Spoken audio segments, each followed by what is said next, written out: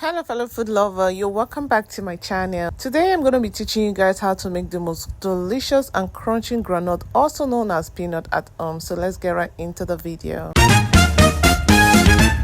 Hello fellow food lovers, today we are making groundnut, also known as peanut. So the groundnut of choice today is native groundnut. So if you go to any of your local market, just ask for native groundnut and this will be given to you. The reason I'm using native groundnut is because it is more sweeter than the agri groundnut.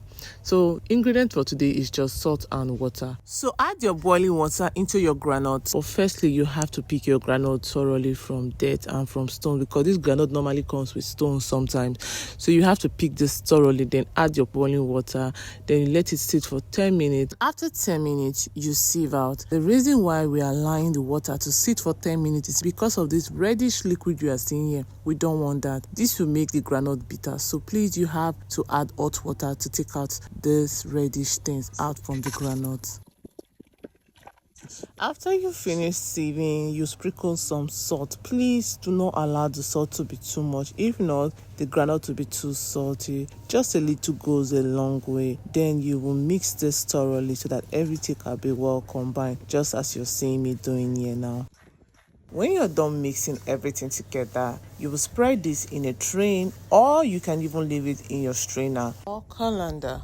The reason why is because you want this to dry up completely. You can leave this for a few hours, but I left my overnight because I'll be frying this tomorrow morning. And this is the liquid I'm telling you about. Please trash this. You don't need it. Trash this. So I'm just showing how it will look after you're done. If you are using other type of groundnut, this can even be more reddish than this. So this was the next morning. For this recipe, we'll be using gari. Yes, gari. You can use sand, but please, I will advise you not to use any other kind of sand. You see those sand at the beach? Yes, those ones are the preferable sand. You see those sand they bring from the river? Yes, that is what you need. I allow the gari to get really hot. If you are using sand, same thing. Just let it get really hot before you transfer your groundnut into the pot or your pan. So I went in and I transferred my groundnut into the gari. You see the reason why we allow it to dry. If we didn't allow this thing to dry, immediately you pour this into your gari, it will just get sticky. Even if you are using sand, it will still get sticky. I could not get those river sand. You know those sand they bring from the river, the sand they use in building houses. Yes, if I've seen that sand, perfect, but I could not get it.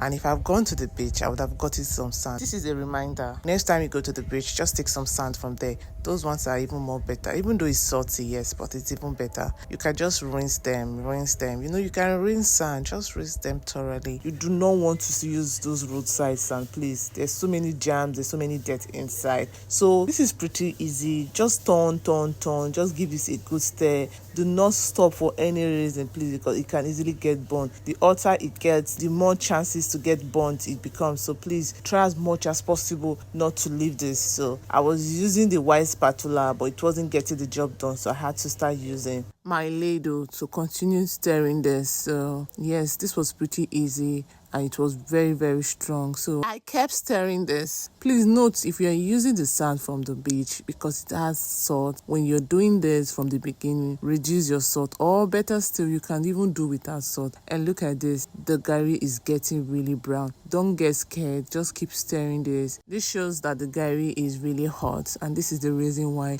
you need to continue stirring this. If you don't, one side of your groundnut will get burnt. So you have to be stirring this so that every part of your groundnut can be fully cooked. You don't want one side to be cooked and the other side to be burnt, right? Yes, so just keep stirring this. As you can see, my groundnut is looking halfway done. I checked on it and I noticed it's looking halfway done. As you can see, I peeled and it is still hard to peel. When your groundnut is fully cooked, when you peel, it just goes off easily. But you can see that this one is taking time to peel, so it shows that it is not yet cooked. So I went in and I gave this another good stir. Then I checked again after 5 minutes. As you can see, yes, my groundnut is peeling off easily, but I know that we still need to let it done. It's like 90% done there. So yes, at this point I peeled it. You can see it's looking brown, just the way I want. And immediately I brought this out. I sieved it out immediately because you want to stop the cooking process. If you don't, your groundnut will get burnt because your groundnut is already brown. You have to sieve this out. I was using my colander and it wasn't coming out, so I had to use my ladle because this way it came out very easy, and I was really fast about it because if not my groundnut would get burnt. When you're done frying your groundnut, do not waste time. You want to stop the cooking process immediately, so you have to sieve this as fast as possible. Please note, don't use any plastic strainer for this, it will get burnt. Please, everything is expensive now. Groundnut is expensive, so I know that you don't want to waste your groundnut. Your whole effort will just go to waste, and when your groundnut is burnt, it will be bitter. And guys, look at my groundnut now. Look how beautiful this looks. My old house was smelling good. When you fry groundnut in your house, then you will know what I am saying. And guys, this whole process of frying took me 33 minutes because I was frying on low heat. I put this in a bigger tray so that it can cool off. Look how beautiful my groundnut looks. Oh my goodness, this is exactly how you want your groundnut to look. And this is the reason why you have to sieve out immediately.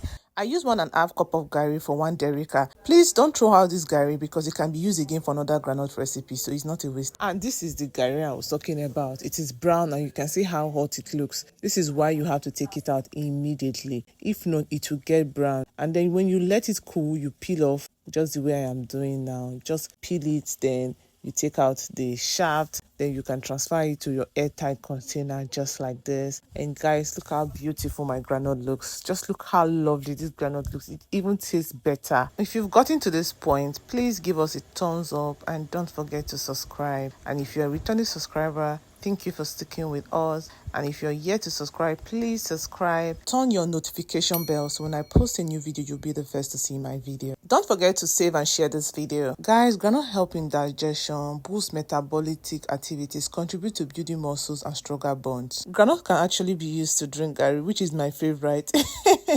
I will not lie. I love garri and groundnut. It can be used to eat bread. It can be used for peanut butter. It can be used for so many things. It can be used to make groundnut soup also. And it is very proteinous. So this is a sign for you to make yours at home. And see you guys in my next video. Bye for now.